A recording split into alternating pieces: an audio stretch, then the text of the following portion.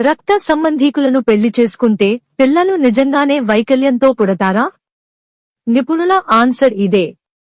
వివాహ వ్యవస్థలో మేనరికపు పెళ్లిళ్లు, దగ్గర బంధువుల మధ్య వివాహాలు కామన్. అయితే రక్త సంబంధీకులను వివాహం చేసుకుంటే పుట్టే పిల్లలు మానసిక వైకల్యంతో పుడతారా? జన్యుపరమైన వ్యాధులు వస్తాయా అనే సందేహాలు చాలా మందిలో ఉంటాయి. మరి ఇది ఎంతవరకు నిజం?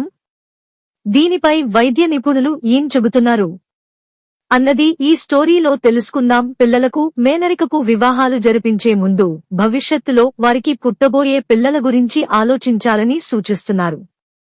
ఎందుకంటే ఇలాంటి వివాహాల కారణంగా పుట్టబోయే పిల్లలకు జన్యుపరమైన లోపాలు వచ్చే ఛాన్స్ ఎక్కువగా ఉంటుందంటున్నారు. సాధారణంగా జన్యుపరమైన లోపాలలో కొన్నింటిని డామినెంట్ డిసీజెస్ గా, మరికొన్నింటిని రెసెసివ్ డిసీజెస్ గా వర్గీకరిస్తారు. అయితే మేనరికపు వివాహాలు చేసుకునేటప్పుడు దంపతులలో ఎవరికైనా ఏదైనా డామినెంట్ డిసీజ్ ఉంటే వారికి పుట్టబోయే పిల్లలకు అది వచ్చే అవకాశం ఎక్కువగా ఉంటుందంటున్నారు.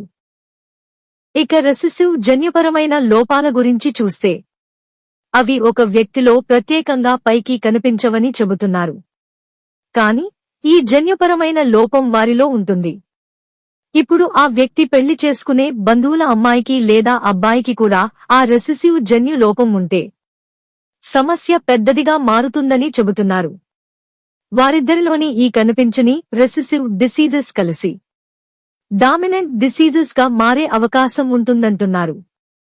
అవి పుట్టబోయే పిల్లల్లో తీవ్ర సమస్యలకు కారణం కావచ్చని హెచ్చరిస్తున్నారు. అందుకే మేనరికపు వివాహాలలో వ్యక్తి పైకి చూడడానికి ఆరోగ్యంగా కనిపించినా మిగతా వారికంటే వీరికి పుట్టబోయే పిల్లలకు జన్యుపరమైన లోపాలు వచ్చే అవకాశం ఎక్కువగా ఉంటుందంటున్నారు.